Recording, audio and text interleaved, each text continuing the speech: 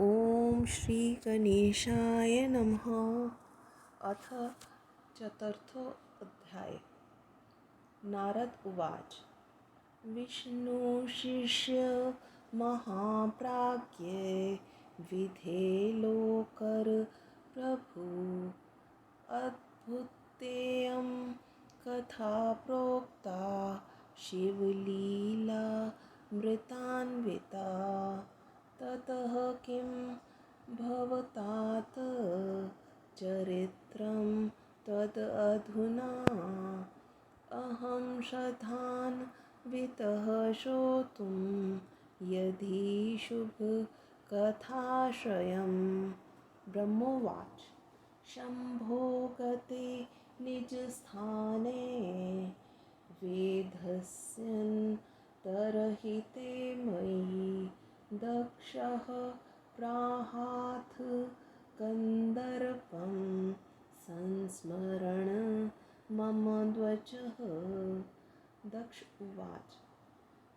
मध्येह जेयं कन्दर्प सुदूर्प गुणसंयुक्ता एनाम गृहीणस्व भार्यार्थं भवतः सन्दृशीं गुणे एषा तव महातेजः सर्वदा सहचारिणी भविष्यति यथा कामं धर्मतो वशवर्तिनी। ब्रह्मोवाच। इत्युक्त्वा प्रददौ तस्मै देहसवेदाम्बुसम्भवां कन्दर्पार्यागतः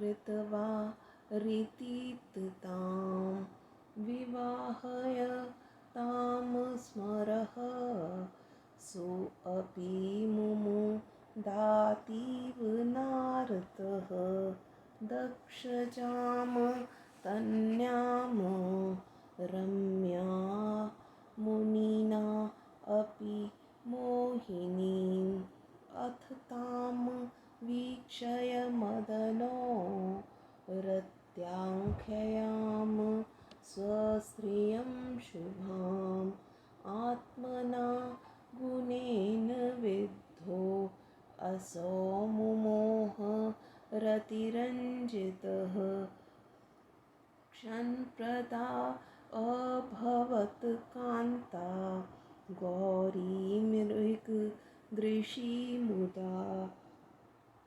लोलापाङ्ग्यथ तस्यैव भार्या च सदृशी रतौ तस्या भूरियुगलं वीक्षय संशयं मदनो अकरोत् उत्सादनं मतो कोदण्डं विधाता अस्यां निवेशितं गतिं दृष्ट्वा कटाक्षाणामाशु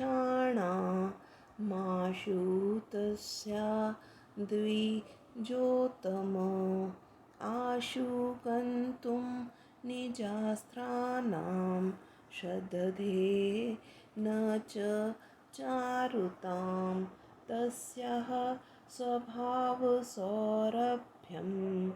धीरश्वास नीलं तथ आघार्य मदनः श्रद्धां तयक्तवान् मलयानिले पूर्णेन्दु सदृशं वक्त्रं दृष्ट्वा लक्ष्यं सुलक्षितं न निश्चैकाय मदनो भेदं तन्मुखचन्द्रयोः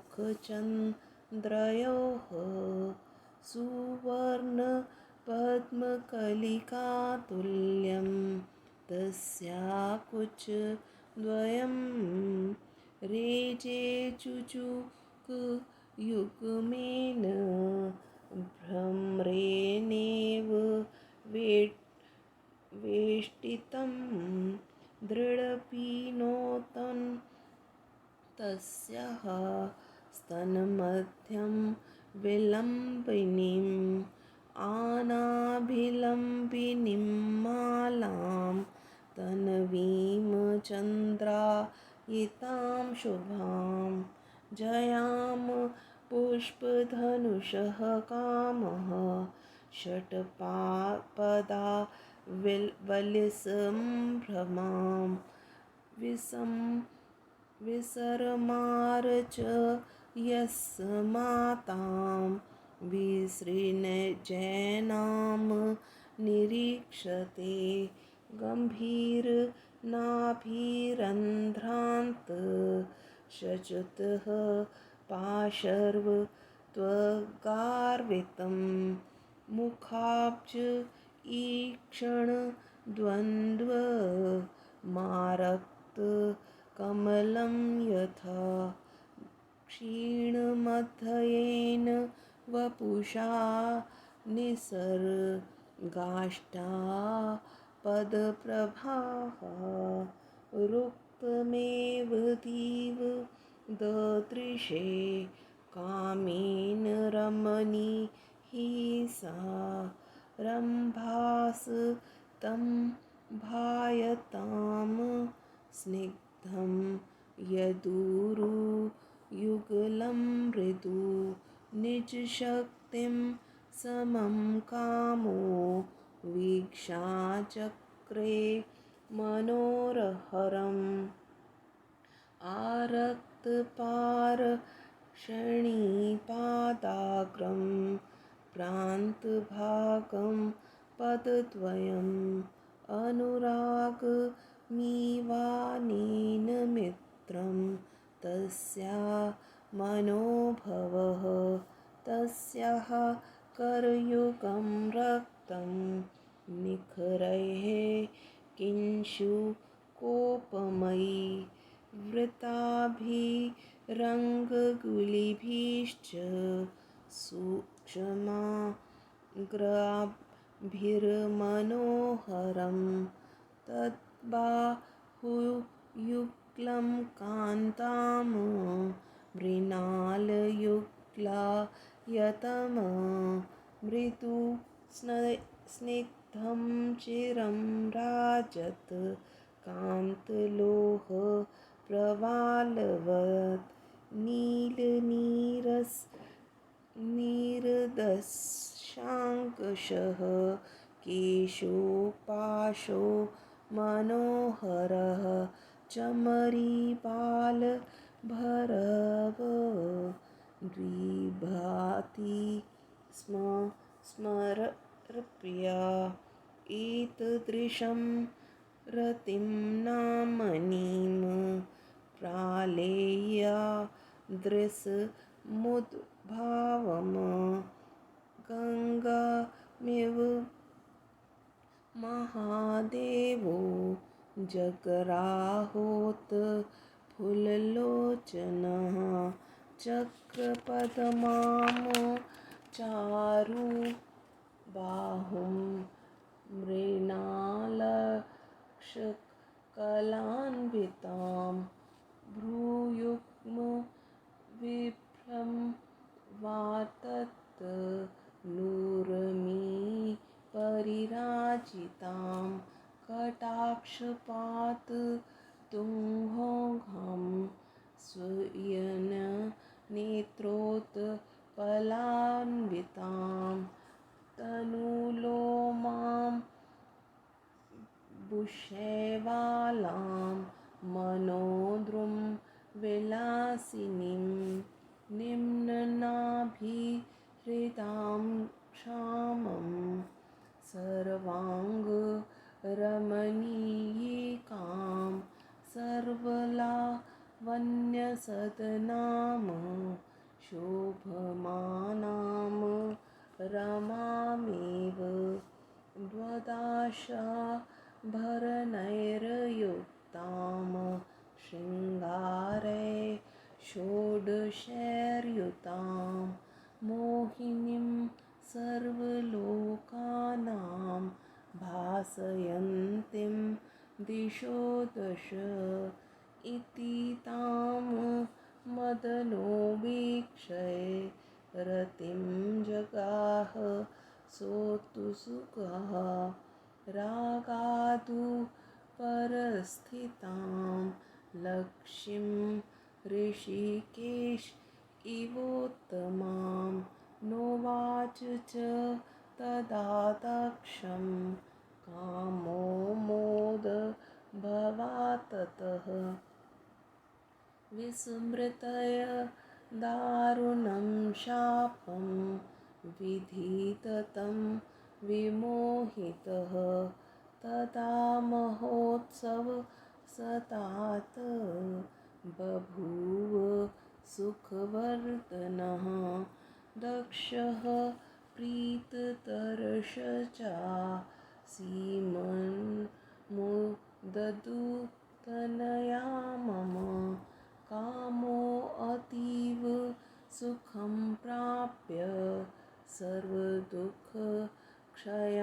गतः दक्ष चापि रतिः कामं प्राप्य चारी जहर्षः रराज च तया सार्धं भिन्नश्चारु वचः स्परः जीमूत इव सन्ध्यायां सौदामन्या मनोगय इति रतिपतिरुचैर मोहयुक्तं रतिमतां ऋतुपरिजगृहे वैः योगदर्शीव विद्यां रतिरपि पतिमृग्यं प्राप्य सा चापि रेचे हरिमिव कमला वै पूर्णचन्द्रोपमासया।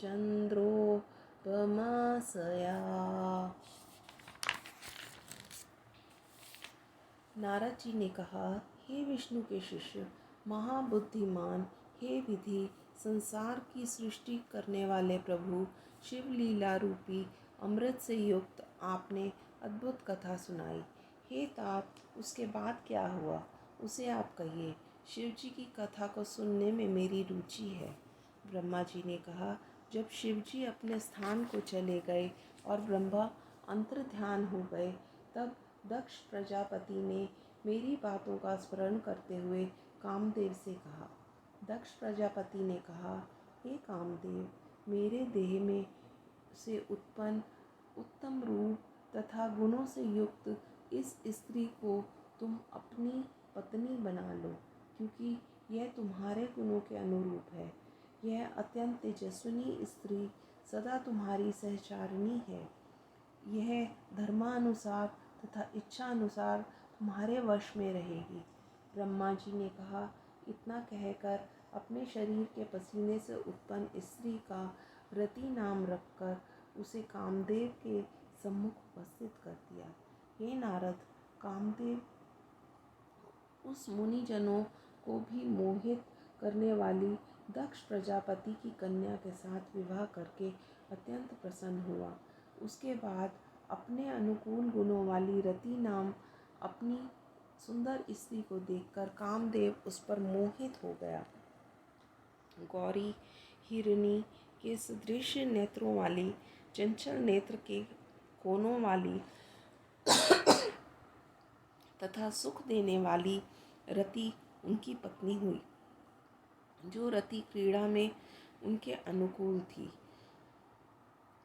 उसकी दोनों भौहें को देखकर कामदेव को यह संदेह हुआ कि क्या मेरे धनुष्य का अपमान करने के लिए विधाता ने इसमें रख दिया है।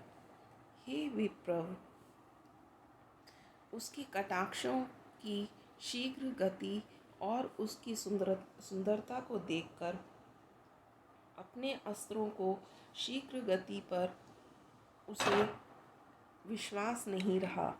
उसके स्वाभाविक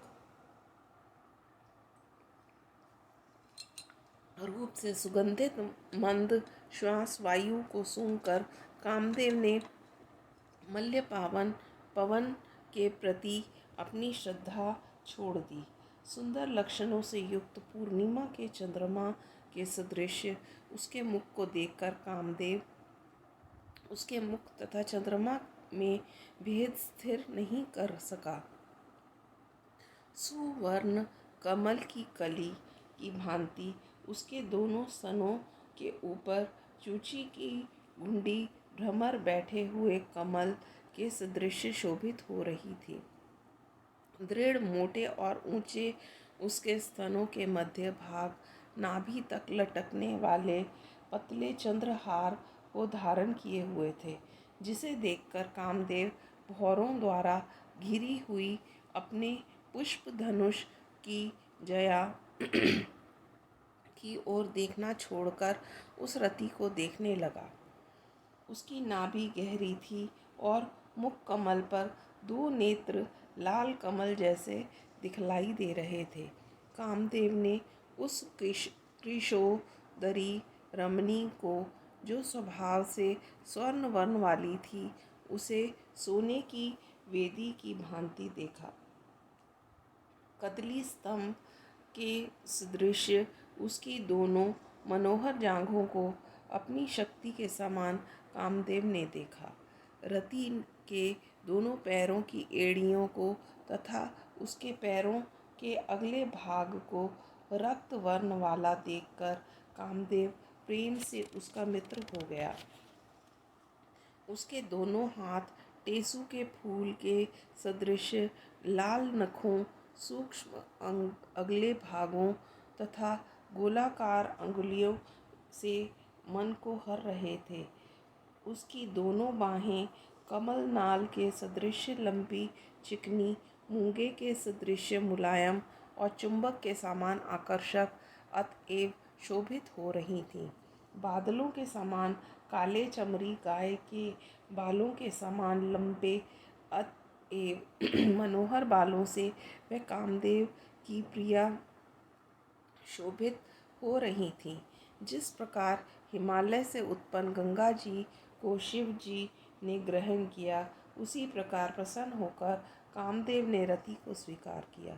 चक्र तथा पद्म से युक्त सुंदर हाथ से कमल नाल को धारण किए तथा गंगा की लहरों के सदृश दोनों भौहों के हाव भाव से सुशोभित, कटाक्षपात के सदृश धारा वाली, कमल रूपी नेत्रों से युक्त, संवार रूपी रोम राजी वाली, मन रूपी वृक्षों में विलास करने वाली, गहरी नाभि रूपी सरोवर वाली, कृशोदरी सर्वांग सुंदरी, सभी सुंदरताओं का सदन, ऐसी वह लक्ष्मी की भांति शोभित हो रही थी।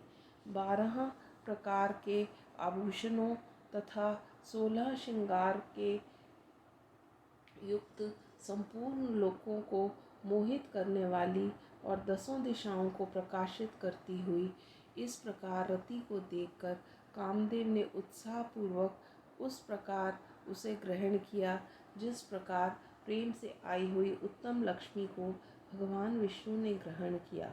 ब्रह्मा जी द्वारा दिए गए कठोर शाप को प्रसन्नता के कारण भूलकर उस समय कामदेव ने दक्ष प्रजापति से कुछ नहीं कहा। हे नारद, उस समय आनंद को बढ़ाने वाला महोत्सव हुआ। उस समय दक्ष अत्यंत प्रसन्न थे और उनकी कन्या रति भी प्रसन्न थी। कामदेव भी प्रसन्नता के कारण सभी दुखों को भूल गया। दक्ष प्रजापति की कन्या भी कामदेव को पति के रूप में पाकर अत्यंत प्रसन्न हुई। मधुर भाषी कामदेव उस रति के साथ उस प्रकार निराला ही शोभित हो रहा था, जिस प्रकार सायंकाल के साथ बिजली से युक्त मेघ शोभित होता है।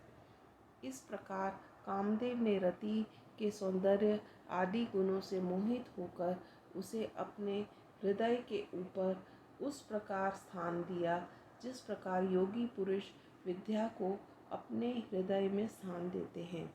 रति भी उत्तम पति को पाकर उस प्रकार शोभित हुई जैसे पूर्ण चंद्र के सदृश मुख वाली कमला भगवान विष्णु को पाकर प्रसन्न हुई थी। इस प्रकार शिव महापुराण में काम विवाह वर्णन नामक चौथा अध्याय समाप्त हुआ।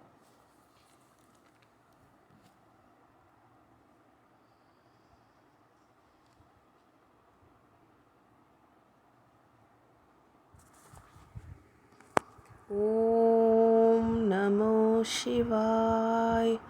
शिवजी सदा सहाय। ओम नमो शिवाय।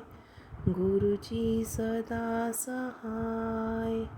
जय गुरुजी।